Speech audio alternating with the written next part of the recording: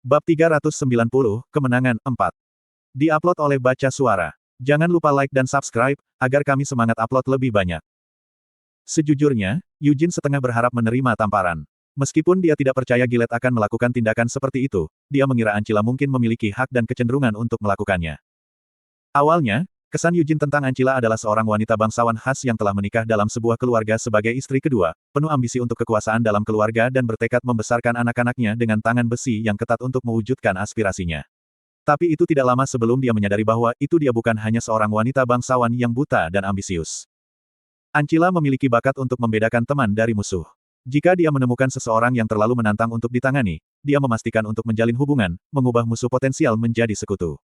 Setelah mengadopsi Eugene, dia memberikan kebijaksanaan ini kepada anak-anaknya, memastikan mereka tidak pernah memusuhinya. Selain itu, dia tidak pernah bertindak buruk terhadapnya juga. Semua itu sudah hampir 1 dekade yang lalu. Ancila yang ganas di masa lalu telah melunak jauh. Faktanya masih tetap bahwa itu bahkan selama hari-harinya yang lebih ganas, dia tidak akan menamparkan Eugene atas masalah seperti itu. Mungkin aku tidak cukup siap, gumam Eugene dengan senyum sedih.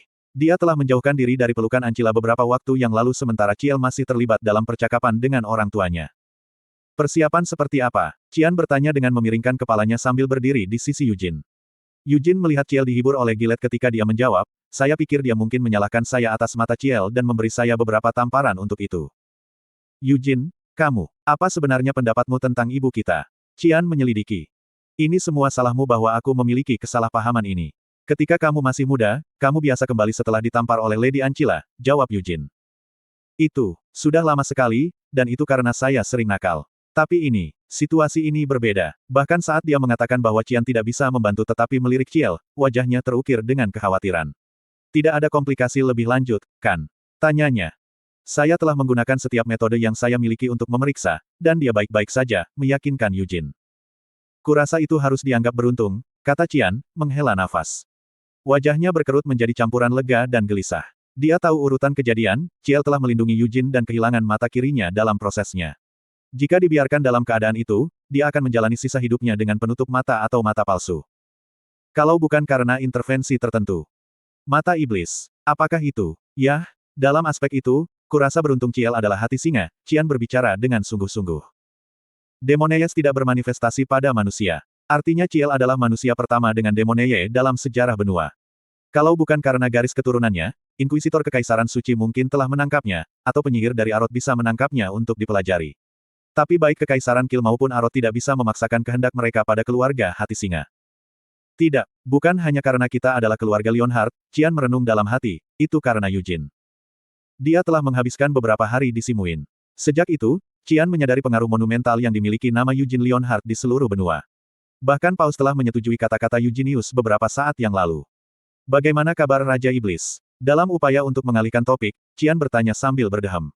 Rasanya agak aneh. Ada pemikiran yang sering direnungkan Qian di masa lalu.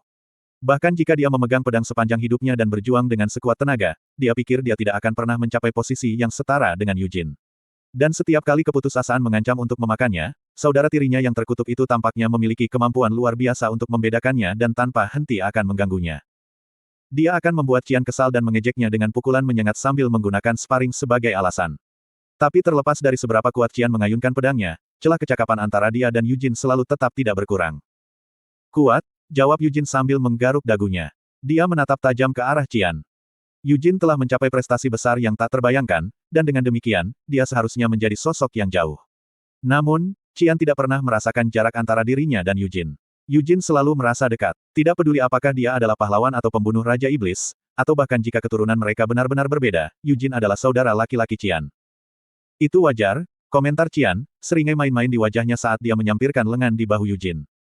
Sementara seluruh benua mengagumi prestasi Eugene dan menghormati apa yang tidak bisa dicapai Qian, kecemburuan bukanlah apa yang dia rasakan. Itu adalah sensasi yang aneh. Mungkin sebagai seorang anak, dia mungkin merasa iri.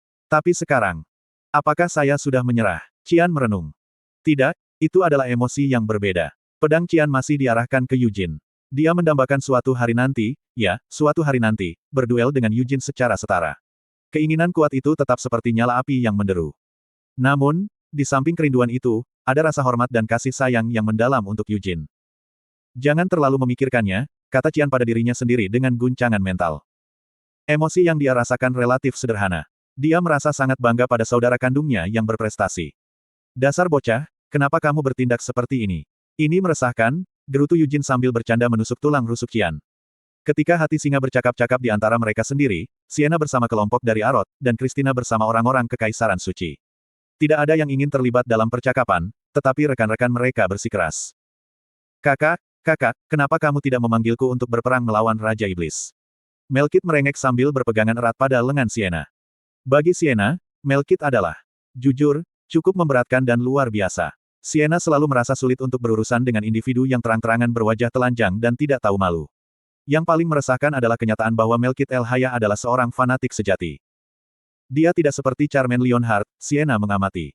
Selama perjalanannya dengan Charmaine, Sienna menyadari bahwa Charmaine masuk akal terlepas dari kebiasaannya. Charmaine telah menjadi suara alasan, menunjukkan keseriusan bila perlu dan menunjukkan refleksi mendalam setelah pertempuran melawan Raja Iblis. Karakternya yang mengagumkan mendapatkan rasa hormat dari banyak orang, termasuk para ksatria seperti Ivixlat.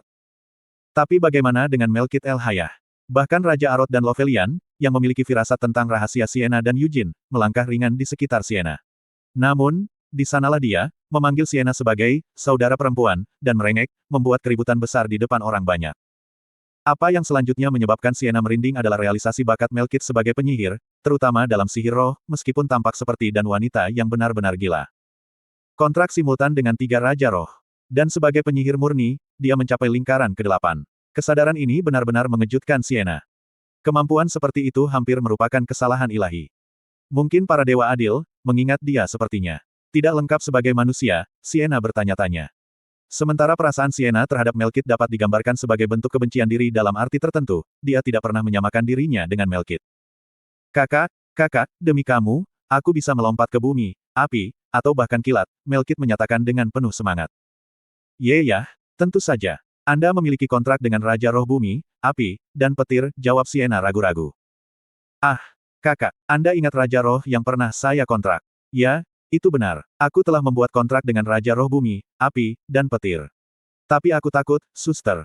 Bagaimana jika saya harus memasuki badai untuk Anda? Sayangnya, saya tidak bisa memasuki badai. Tentu saja, jika Anda menginginkan saya, suster, saya akan melompat ke salah satunya, bahkan dengan mengorbankan diri saya sendiri. Tapi jika aku mati melakukannya, itu tidak ada gunanya. Sienna berjuang untuk memahami serangan kata-kata. Mereka sama sekali tidak masuk akal. Dia menyesal pernah mengizinkan Melkit untuk memanggilnya sebagai suster. Slot iklan, kamu bisa pasang iklanmu di sini. Anda tampaknya tidak senang, Paus Aeurius mengamati. Sementara Sienna bergulat dengan kata-kata Melkit, Christina menghadap Paus. Dengan Raphael berdiri di sampingnya sebagai wali, Paus mendekat ke Christina. Dalam konteks ini, Raphael lebih dari sekadar pengawal Paus. Atas perintah Christina, fanatik cahaya yang sejati, ini tidak akan ragu untuk menjatuhkan Paus. Di mata Raphael, otoritas Paus tidak lebih tinggi dari Christina. Meskipun itu tidak akan pernah terjadi, jika Sir Yujin menuntut, Raphael bahkan akan berusaha membunuh Santo itu, pikir Paus dengan senyum pahit. Tidak ada seorang pun di Kekaisaran Suci dengan kecakapan yang lebih besar dari Raphael. Bahkan jika semua Blood Cross Knight mencoba membunuhnya, Raphael akan selamat. Bagaimanapun, Blood Cross Knights tidak akan pernah mengindahkan perintah untuk memusnahkan komandan mereka. Setiap anggota Blood Cross Knight telah mendedikasikan hidup mereka untuk iman melalui pelatihan ekstrim. Mereka tidak akan pernah berpikir komandan mereka, tentara salib, akan berpaling dari cahaya. Dengan demikian, mereka tidak akan mengindahkan perintah untuk membunuh komandan mereka, bahkan jika itu berasal dari Paus sendiri. Struktur kekuatan Kekaisaran Suci aneh. Sementara Paus adalah pemimpin agama tertinggi, pada akhirnya, kekuatan sejati terletak pada kehendak cahaya. Sebelumnya, ketika mereka berdua palsu, Paus tidak perlu mengindahkan Santo. Tapi Fountain of Light telah dihancurkan di tangan Hero. Dewa mereka, yang sebelumnya menerangi Kekaisaran Suci dengan cahaya terlepas dari tindakan mereka, meninggalkan ratusan ksatria dan inkuisitor, serta Kardinal Sergio Rogeris, untuk mati di tangan pahlawan. Dan orang suci itu sekarang telah melebarkan 8 sayapnya. Dia bahkan memiliki lebih banyak sayap daripada malaikat cahaya yang paling dicintai, seperti yang disebutkan dalam tulisan suci. Jika mereka berdua, tidak. Bahkan jika Christina sendiri naik ke langit Kekaisaran Suci dengan sayapnya terbentang dan menyatakan bahwa Paus telah mengkhianati cahaya, orang-orang akan melemparkan batu, merobek kepausan, dan membakarnya di tiang pancang. Yang mulia, niat Anda begitu terbuka dan berantakan, meresahkan, komentar Christina dingin. Paus menjawab dengan sedikit terkejut, Anda memanggil saya sebagai Yang Mulia. Jika saya kurang menghormati Yang Mulia di depan semua orang ini, semua orang pasti akan menganggapnya lucu dan aneh, Christina menjawab dengan dingin. Tetapi saya benar-benar orang tua yang lucu, aneh, dan aneh, kata Paus, terdengar seolah-olah dia tidak berbicara tentang dirinya sendiri. Bahkan penghinaan diri yang mulia membuatku muak, kata Christina datar. Tolong, rasakan seperti itu, Saint Rogeris. Kamu dan pahlawan Eugene berhasil mengalahkan Raja Iblis. Selama runtuhnya sumber cahaya, mungkin saya bisa memutarbalikkan kehendak cahaya dan membenarkan diri saya sendiri, tetapi sekarang, saya tidak bisa lagi, kata Paus sambil melepas topinya dan meletakkannya di dadanya. Mungkin Anda harus mengakhiri penderitaan orang tua yang malang ini dan mengambil alih. Dia menyarankan dengan sedikit pengunduran diri. Apakah Anda mendekati saya untuk mendengar jawaban atas pertanyaan itu? Christina bertanya, matanya tajam. Demi cahaya, aku bersumpah. Saya tidak pernah bertindak karena keegoisan. Saya dengan bodohnya salah mengartikan kehendak cahaya, percaya bahwa saya melakukan apa yang diperlukan demi kerajaan Allah, Paus mengaku dengan berat hati. Keheningan yang tegang pun terjadi. Setelah beberapa saat, Paus adalah orang yang berbicara lagi.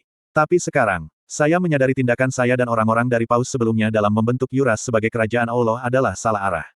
Jadi, bukankah seharusnya seorang terpilih dari cahaya sejati, yang diberkati dengan roh ilahi, dengan benar membimbing dan memerintah Yuras? Tanyanya. Christina memperhatikan Paus dengan saksama. Terlepas dari apakah dia tulus atau tidak, dalam keadaan saat ini, Paus tidak memiliki kekuatan untuk menolaknya. Tidak, Christina perlahan menggelengkan kepalanya. Baik aku maupun Tuan Eugene tidak ingin memerintah Yuras. Paus tetap diam, menerima kata-katanya. Jadi, Yang Mulia, lanjutkan peran Anda sebagai Paus, sarannya. Maafkan aku, Saint. Tapi jangan salah. Meskipun Yang Mulia harus tetap seperti Anda tidak boleh bertindak sebagai wakil dari kehendak cahaya, atau bahkan mencoba menafsirkannya, Christina memperingatkan. Tatapan Christina menatapnya, mencari tanda-tanda ketidaktulusan. Apakah kamu mengerti? Aku akan mengindahkan kata-katamu, jawab Paus tanpa sedikit pun ketidaksenangan, mengangguk dengan sungguh-sungguh. Christina kemudian mengalihkan perhatiannya ke belakang, di mana unit pendeta siap tempur berdiri.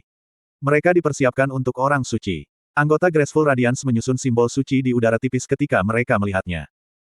Seperti yang mungkin Anda ketahui, Yang Mulia, waktu sedang berubah, Christina memulai. Ya, jawab Paus. Perang salib adalah dekat. Waktu pastinya tidak diketahui, tetapi Anda harus mempersiapkannya, kata Christina tegas. Iya. Selama persiapan, tolong jangan menghalangi Sir Eugene, sarannya. Kita akan mengumpulkan para martir, jawab Paus. Di antara mereka, pilih mereka yang sangat saleh dan siap. Lengkapi Graceful Radiance dengan pilihan ini, kata Christina dengan suara bergetar dengan campuran tekad dan rasa sakit. The Graceful Radiance adalah regu bunuh diri. Sejak awal, itu dirancang untuk menjadi begitu. Baik Anise dan Christina telah setuju dan mengejar desain ini. Selama berabad-abad, Fakultas Sihir Ilahi Yuras meneliti keajaiban dan mengembangkan yang baru. Mereka telah menciptakan Saint palsu Divine, relik yang diproduksi secara massal melalui dia, dan bahkan memajukan pengembangan Tanah Suci. Anise dan Christina telah mengembalikan relikui yang dimiliki Departemen kepada Cahaya melalui sakramen. Mereka juga telah mengirim kembali senjata suci Cimerik ke Cahaya dan menghancurkan sebagian besar bahan penelitian yang sedang berlangsung. Namun, mereka menyimpan apa yang bisa dimanfaatkan. Mereka tidak bisa melawan Raja Iblis penahanan dan kehancuran hanya dengan mengikuti prinsip. Setelah menjadi anggota Luminous Covenant, para pendeta tempur adalah senjata biologis yang disempurnakan dengan kekuatan ilahi. Meskipun mereka tidak sebanding dalam kelengkapan, mereka mirip dengan Anise dan Christina. Bagi mereka, keselamatan adalah mempersembahkan diri mereka dalam perang salib sebagai martir bagi cahaya. Meskipun sekarang tidak mungkin untuk memproduksi senjata semacam itu secara massal, masih ada kebutuhan untuk meningkatkan jajaran Graceful Radiance. Surga ada, bisik Anise dalam pikiran Christina yang tersiksa. Bahkan suara Anise menanggung beban kesedihan. Cahaya akan membimbing mereka ke sana. Christina menghela nafas dalam-dalam saat dia mengangguk setuju.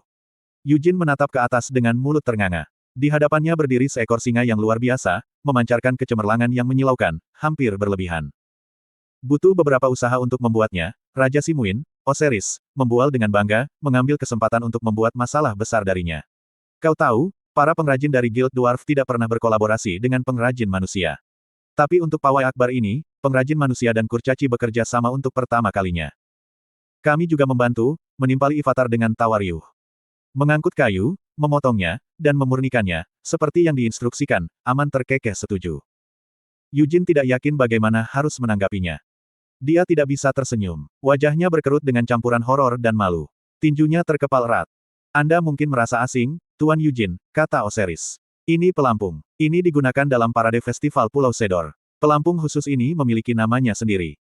Platinum Lion, sela kurcaci, berdiri dengan bangga di depan pelampung. Dia membelai janggutnya yang panjang. Platinum dan permata yang digunakan pada Platinum Lion ini bisa membeli beberapa kastil. Dan kami menanamkan keajaiban Arot dalam konstruksinya. Yang mengherankan, Platinum Lion tidak berguling di atas roda tetapi berjalan. Haha, bayangkan itu. Luar biasa, bukan? Dia membual. Seperti yang dia katakan, Tuan Eugene, kata Osiris sambil menyeringai sambil menunjuk ke singa Platinum. Naik ke kapal. Eugene dicengkeram ngeri mendengar kata-kata ini. Platinum Lion akan memimpin parade. Jalan-jalan telah dibersihkan untuk parade, dan setiap warga kota sangat menantikannya dimulai. Eugene hanya menoleh untuk menghindari tatapan Osiris. Di sekelilingnya ada puluhan kendaraan hias, beberapa baru dibuat, sementara yang lain menyerupai parade masa lalu. Satu hal yang jelas, Platinum Lion mengalahkan mereka semua, berdiri tegak dan megah di antara rekan-rekannya. Aku lebih suka Dark Lion, gumam Charmaine dari samping, tampaknya terpesona oleh Platinum Lion. Dia mengusap dagunya sambil mengamati pelampung. Eugene menggertakkan giginya, menahan jawaban apapun yang menggelegak di dalam dirinya.